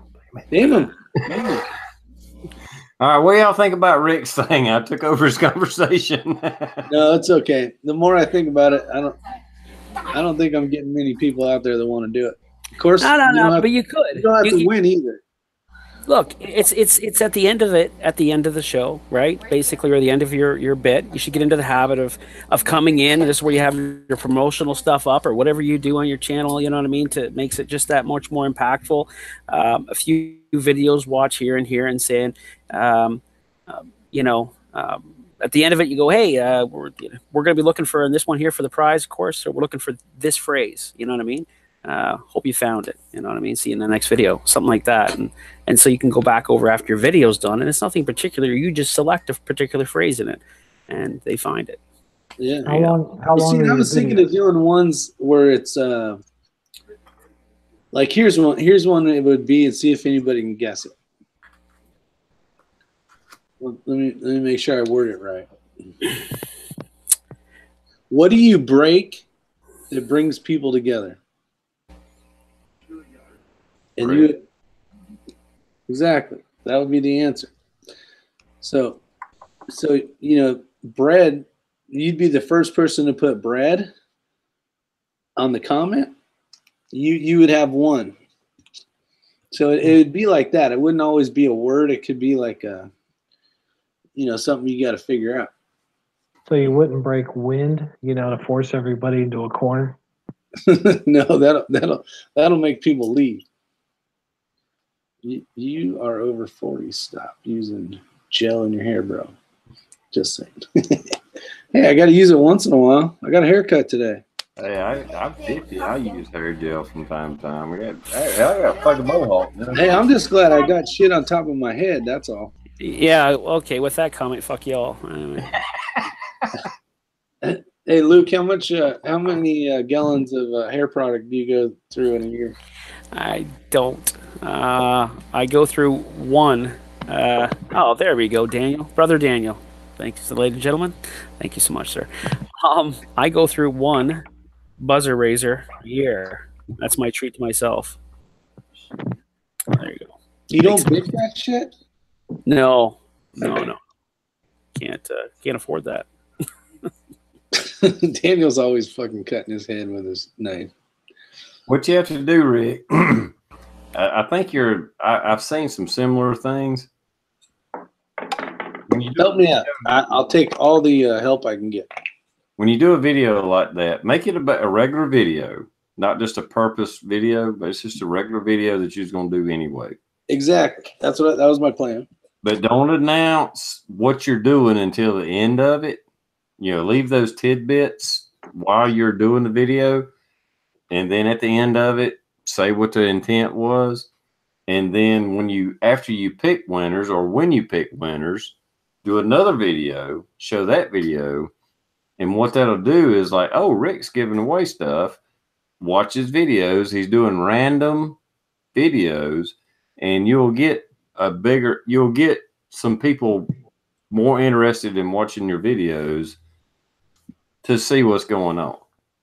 Yeah, see, I plan on just doing normal videos and then editing a word or a phrase, or like where you gotta figure out what it is just in the middle of me talking. I'll leave it up there long enough for them to read it, and it'll just be a normal Is Your Six Covered video. But for the people that want to play along, when they answer it correctly, I'll just put a list together. TR got 3. He needs a couple more to go. I mean, yeah, and then you can I'll just send you something. You can give a good prize away, like a tactical sports orange. I don't even have one of those. I'll give away an Infinity. An Infinity? I'm totally kidding. I'm not giving away my. I was waiting on that damn retraction. He'll give away a bullet that he has loaded into the magazine. Hey, you should start giving away silver bullets. You could be your calling card thing, right? There you go. Cast some silver bullets. Give away some stuff to the people that want to play. It's not going to be crazy cool. Yeah, but everybody's doing giveaways now, and I didn't want to. I reached my 3,343 subscribers, so that's kind of the number I've been waiting for. But I haven't been trying to mess with everybody else's sub giveaway thing. So I was thinking, well, you know what? I'm just going to do it this way and keep it going, and maybe it'll be something fun that everybody enjoys. I mean, you give away some inexpensive stuff that's very useful. Pocket flashlights, shit like that. I don't know what you're planning on. Just stuff that you can buy at a decent price that's still very useful. Yeah, exactly. And just send them a gift. Or a $20 gift card to Buffalo Wings. B-dubs. Anything is possible. Yeah, Rick buys you lunch. That's right. That'll be my way of saying thanks for watching my videos. Now, I've seen people do like flash giveaways where they'll do a video, and if you didn't watch the whole thing, you didn't get that there was going to be a giveaway in the end of it. But it wasn't quite the same as what you're talking about. So I think it's a good idea. Yeah, I've done hidden giveaways before. Okay. We'll give it a shot, see what happens. Bad Billy said gift cards for 1-800-DIAL-HO are always good. It's the gift that keeps on giving, Clark. May not be able to wash it off, but it'll keep on giving. The gift that keeps on giving.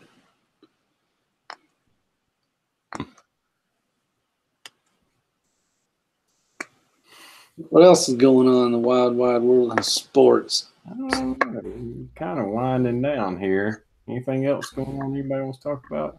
You guys see that bridge that fell down? Where the hell was that bridge? Is that in Italy? Massive. Yeah, Italy. Yeah, exactly. That collapsed. That's a badass freaking collapse, man. Yeah, I wasn't on it. Yeah, slightly, right? I hadn't seen anything. I've seen a headline on it, but I hadn't read into it. Didn't a whole bunch of people we know here in the, you know, in our community that just went to Europe? I know 1, 2, 3 actually.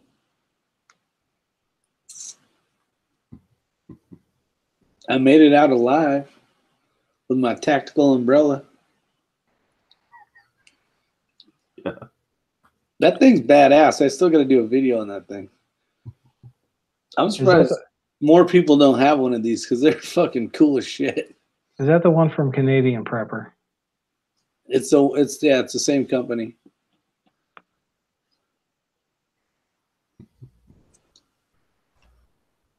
It's fucking amazing. You could kill people with that thing easy. They have lasers? Nope. It's basically a club with an umbrella attached to it with a sharp, not a sharp point, but a metal point at the end. You could do some serious damage with that thing. You'll see. I'll do the video one of these days. I'm waiting. I gotta get some watermelons and stuff. I want to smash some fucking pumpkins or some watermelons or something with it. You can get 2 chairs like this. You know, if these were the chairs, and lay it across, and you can stand on it. That's how tough this thing is.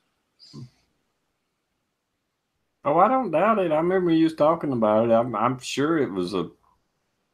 Yeah, I mean, what are you going to do? You're going overseas. I mean, you can't carry a gun with you. I mean, obviously. In most European countries, you damn near can't carry a knife.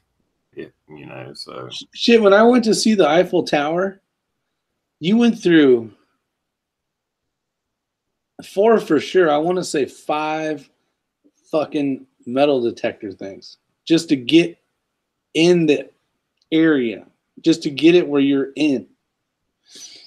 5, 4. I think it was 4. I was like, that is ridiculous. When I was up in Nashville one time, I was going to, which is the new Grand Ole Opry or whatever. I was going to go take a tour of it, and they had a metal detector and all these signs, and I was like, okay, I ain't going in there. Fuck. Okay, I seen it from outside. Here's a picture of it, you know, for myself. It's like, no, I got a knife, a freaking gun, and I'm done. They made me. So I went through the metal detector. Well, I put my knife in the little trays. You know, you go through the metal detector, but you put your wallet and shit in there, and I tried to like slide it in my wallet so like you couldn't really see it. And the guy's all, "Is that a knife?" I'm all, "Yeah, it's just a knife." And he's all, "You can't bring that in here." I'm like, "Fuck." And I wasn't gonna go all the way back to the car because the car was like fucking. It seemed like 20 miles away. It wasn't, but so I walked around a planter. I found a leaf. I stuck the knife there, put a fucking leaf on it, and said, "I hope my knife's there when I get back." And sure as shit, it was.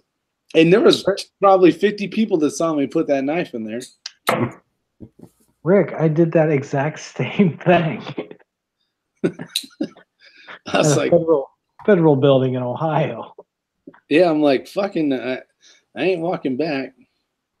I've been to a courthouse and forgot I had a knife on me because I just don't think about it. It's just always on me. And I was like, admitted, you know, I was like, oh, hell, I got my knife. And the guy was like, well, you can't carry it, blah, blah, blah. And I was like, well, can you just hold on to it? And when I get done, I get it back from you. And he was like, yeah, okay. And, you know, I got done doing what I had to do and come back, and he gave me my knife back.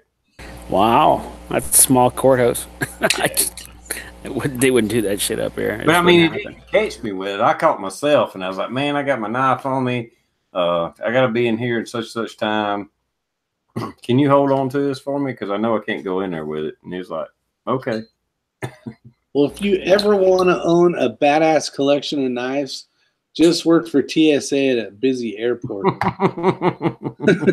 I've had, I think twice I've lost a good Kershaw. Just fucking like a look at it, and I'm like, you know how everything you have to be at a certain, you know, you got to be in checking and boarding all that shit. And I'm just like, fuck.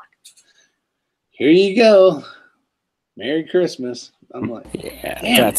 that's messed up, man. Now I have a California knife for my work, and I have my home knives. That's the way to do it.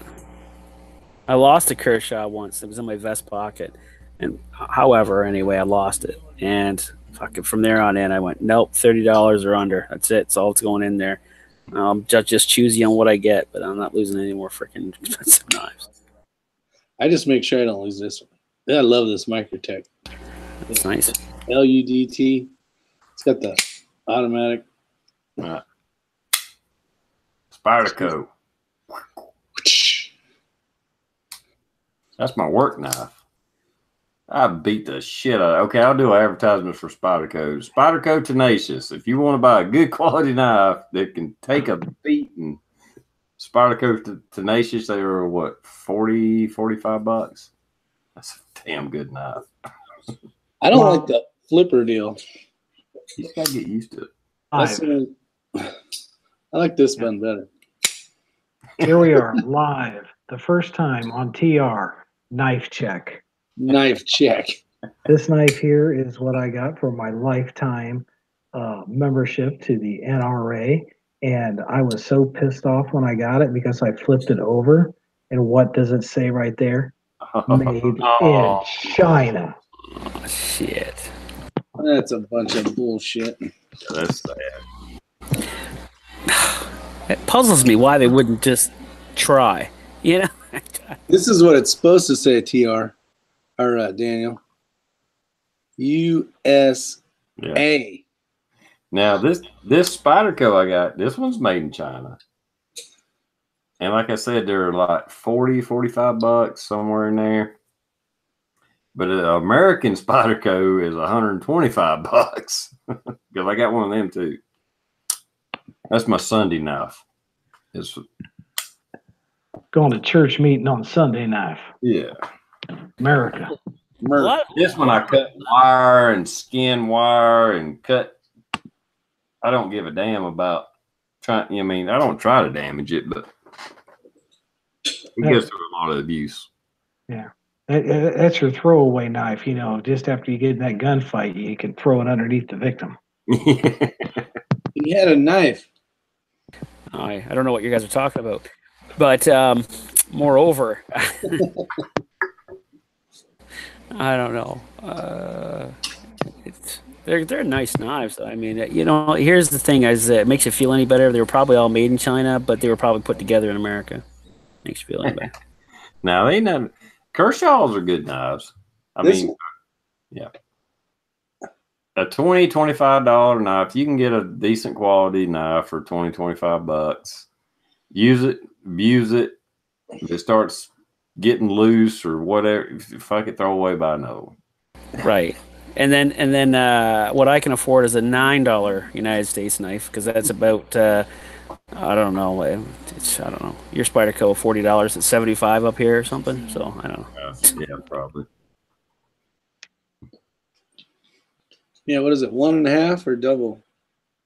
Fucking might as well be double. Jesus, why don't you put all the freaking tariffs and shit in there now? Thank you very much. You're welcome. You guys should have been paying that shit a long time ago. We're just gonna pay back what we stole from you in our dairy at $275. Yeah. I was going to say something about the dairy. That's all we got. Oh, that and our wood and our apples. And your maple. Oh, maple. Oh, and our pot. They trade that shit straight up for cocaine, I hear. It's only what I hear, though. Fair trade. Pretty much, yeah. Jesus, it's true. We've been raping you a long while. Oh, my. There you go.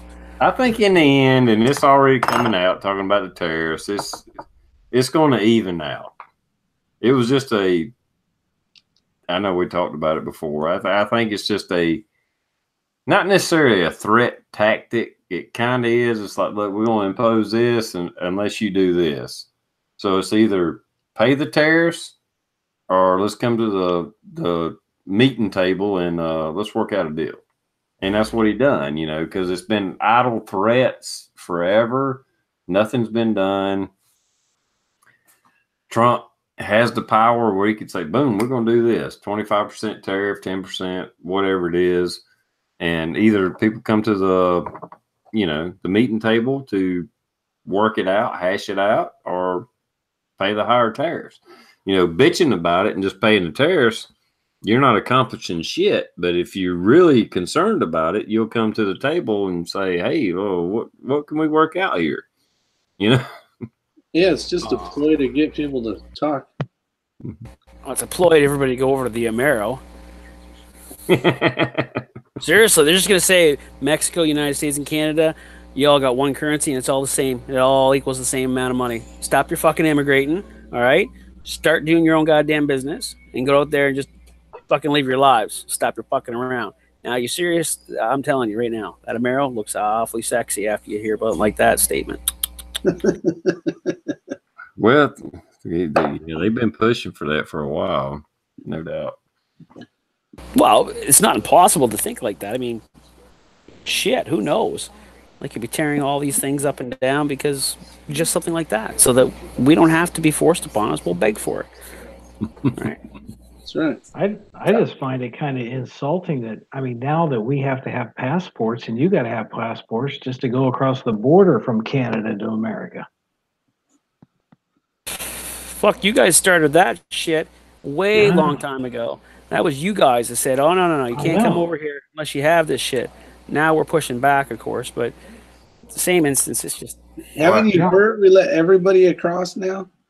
Well, hell, Daniel, in America, you can't even travel from state to state on an airplane unless you have a passport or a federal approved ID.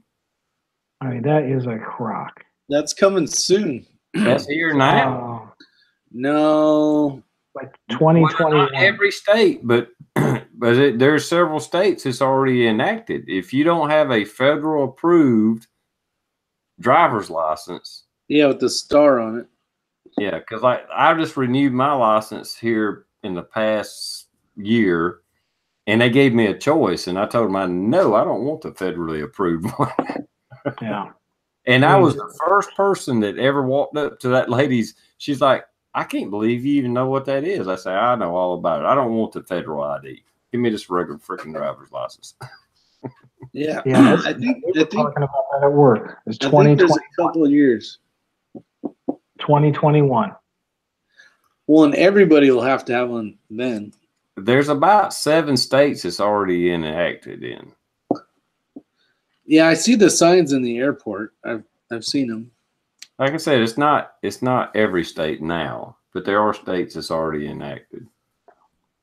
I mean, yes, the U.S. started this stuff with Canada, and I remember going up to the border, and you had the I don't know what the name of the gate was, but it said always would be open, America and Canada, to for us to cross back and forth.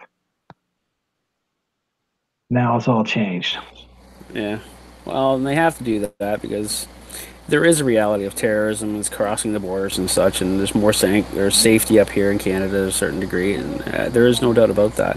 I just found out a little while ago, so I don't know if, to me, it's not public information, so I guess I can't speak about that particular part of it, but there's a shooting up here in Danforth, which is near Toronto, and what we call a massacre, I guess, in the sense of a mass shooting, and it's just a lone gunman end up shooting himself, as the story goes. But there's a link to a couple of things, and the media, certainly, and the government's not sharing. It's not conspiracy, it's just a fact, and it's kind of scary because they certainly had the potential to do a lot more damage, and spooky, right? So that's really starting to happen on a regular basis up here, it seems. Things that we had never seen before. And that's really capturing our news media up here. We keep comparing ourselves to the events in the United States. We're having events like they have in places like the United States, but not here in Canada. So what is happening to Canada? So this is how the narrative's going up here. We certainly are seeing it. And whether it's more, or just because everybody's reporting on everything up here. So then it's easier for a news story to be picked up, maybe, like we've seen in the States as well. So I don't know. Have to look back to the data, I guess. That's where I say there is nothing wrong with profiling.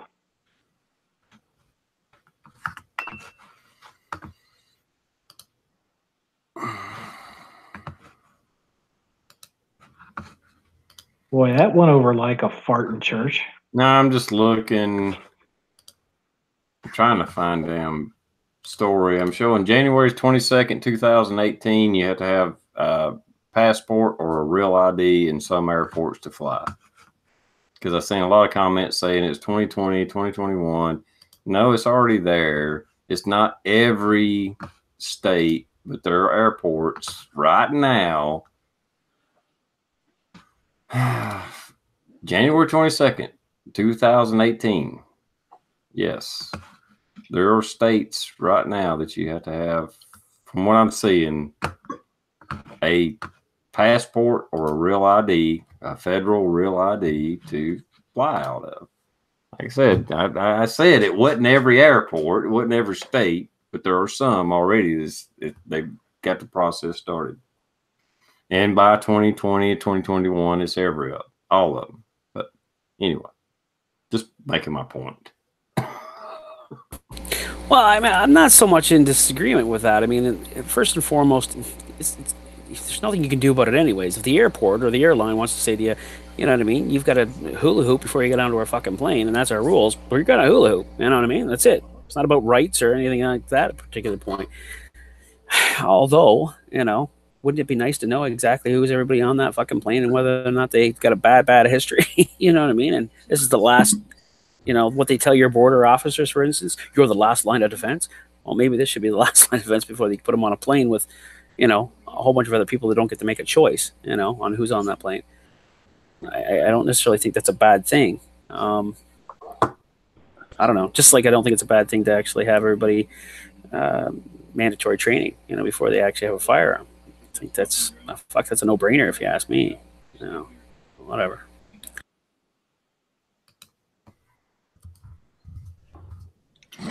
Now, let me answer SoCal. Yeah, like I said, it's not every state. I don't know what states. Like I said, I tried to do a quick search, but trying to run a chat and do all this at the same time and look up fucking news articles is too much. But it's not every state. Like the last story I seen, there's like 6 or 7 states that have already enacted it. But it's coming to every state eventually. But it's already in place in some states or some airports. It may just be the major airports, and it's state to state to the point where, I mean, from what, if my memory serves correct, you could be flying within the state and you had to have a fucking passport to fly from one city to another in the same fucking state. And this is just the first step. I mean, you're going to see later even if you want to drive to another state, they'll probably want you to have this just to drive. And to answer that, and to answer Luke's one question about mandatory training, I am fully in agreement with, if you're going to have a gun, to have mandatory training, except it needs to be taught in high school. A lot of shit needs to be taught in high school. Really. I mean, before they say they're getting children ready for the real world, well, then give them some shit that's actually getting them ready for the real world. You know what I mean? Actually load the fucking pockets up with it.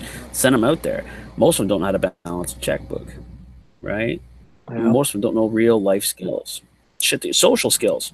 Fuck. Look, I mean, there's a story my wife was talking about where Japan, basically, they're noticing a considerable decrease in the population there as far as reproduction and so on and so forth. And the reason why is because people are not interacting anymore. Not like they used to, certainly, right? Because of media devices and media in general, I suppose. So, and some of them, in some cases, actually, the sexual activity is actually stopping, as a result of it. So, moreover, I guess that kind of carries over to the other ideas, is that people are disconnected, man. Just super disconnected. They don't even know how to have a proper argument. I'm glad I grew up with less technology then, because my testosterone and my sex drive is as strong today at 50 as it was when I was 15, I think. Ask Sonia. She can't. She's healing right now.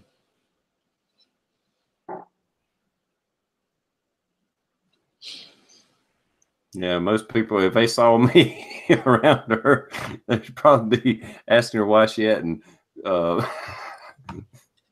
charged me with sexual harassment or some shit.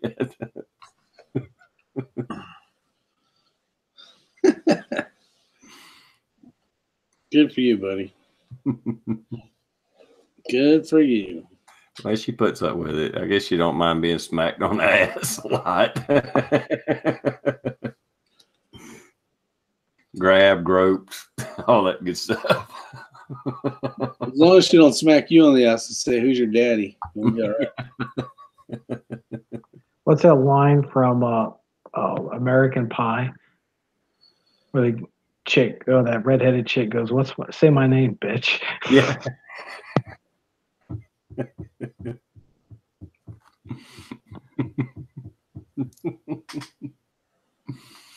All right, with that,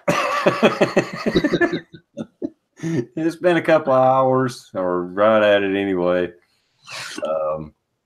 Unless somebody else got something they want to bring up and talk about for a few minutes. Is that good? Man, that just got me you just got so many pictures in my head now of her laying back in the bed, lighting a cigarette, going, smacking you on the ass, telling you, saying, "Now go make me a sandwich." I don't know. Sorry. No, actually, usually I'm the one that cooks, so I like cooking though.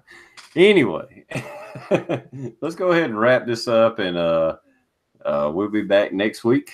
Hopefully, whoever can join, we'll be back next week, and I'll let everybody do an outro, and I will start with Luke.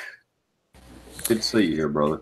Yeah, it's really good to sit on the panel. I can't see the outside anymore, and I don't know, something wrong with my Google Hangouts, I think. It won't let me do both at the same time within the same thing. I got to figure that out. So I apologize that I haven't been able to interact with the outside there. Just good sitting with y'all. I hope everybody has a great night. This is why I like these chats. It's a discussion with sensible people as far as I'm concerned. We may not always have it perfectly right, but I think we'll get a perfectly good chance of getting it better than wrong by having these types of chats. So I enjoy it. Thank you so much. Thanks for your input, man. It's great to see you back on a panel again. I'm sure you're on other chats and stuff as well, but thanks for sitting in on mine. I do appreciate it. I really do. And Daniel, how about you? You got anything to say? Any outros or anything coming up? Well, no, just my usual banter. But it's nice to sit around with guys who are like-minded, but can still argue and do it without really getting ticked off. I mean, just, the devil, someone has always got to be a devil's advocate. And, it's just try to hash out and work through something. Now, Luke, don't worry about the side chat. I mean, like, I can see it, but I don't get it. Okay, so that's about all I got.